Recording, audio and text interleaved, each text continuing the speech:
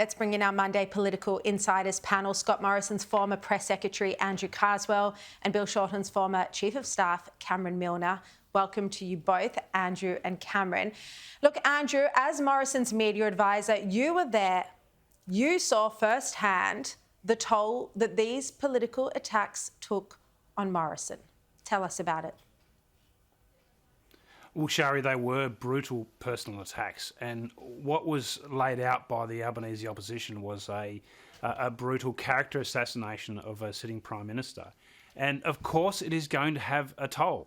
Of course the relentless war against Scott Morrison's character was going to have a toll.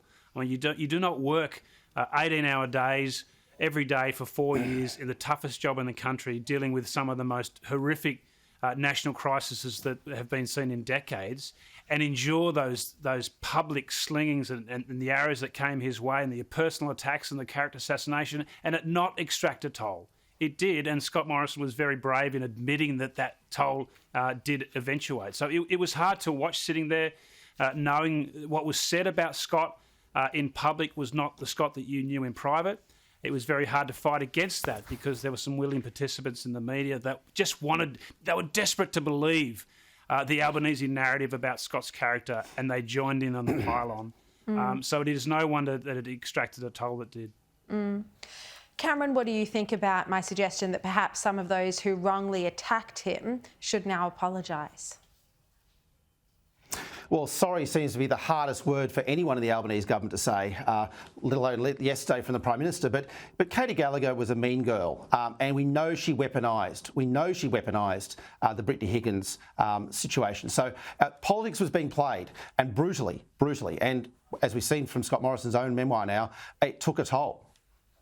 Yeah, it did indeed. Now, as we've been discussing, the Prime Minister has been accused of lying by the organiser of the domestic violence rally. He was caught on camera telling organiser Sarah Williams that he's the Prime Minister. We played that clip a bit earlier. Whatever the version of events, as Christopher Daw writes in an excellent piece just published on The Nightly, well, he accuses Albanese of gaslighting the woman who is a victim of domestic violence. He writes, Morrison never bullied his way onto the stage of a rally decrying male violence against women, and so cold-heartedly, so insensitively, made a brave survivor feel so small, reducing her to tears, humiliating her. And then, rather than try to console her, he chose to ignore her and walk away instead.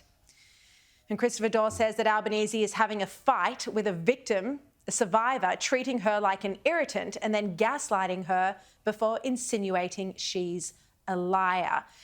Cameron, look, Daw concludes that ultimately Albanese doesn't have leadership ability, that his style of politics actually isn't suited to leadership because it's petty, factional, reactionary, divisive and too political. Do you agree? Well, and he could have added liar and glass-jawed to that. I mean, what we saw yesterday was the most disgusting, toxic masculinity from Anthony Albanese. Toxic masculinity. It was disgraceful. He was heckled. Well, so be it. But instead, he grabbed the microphone from a victim of family and domestic violence, grabbed the microphone, and while she sobbed, he mansplained. This is the Prime Minister who says he's in favour of women and does all the other things. But when on display on the national stage, a victim of domestic and family violence cried with the way he treated her, and today he gaslit her. He didn't say sorry, he didn't apologise, didn't turn around and do the right thing and be the better man.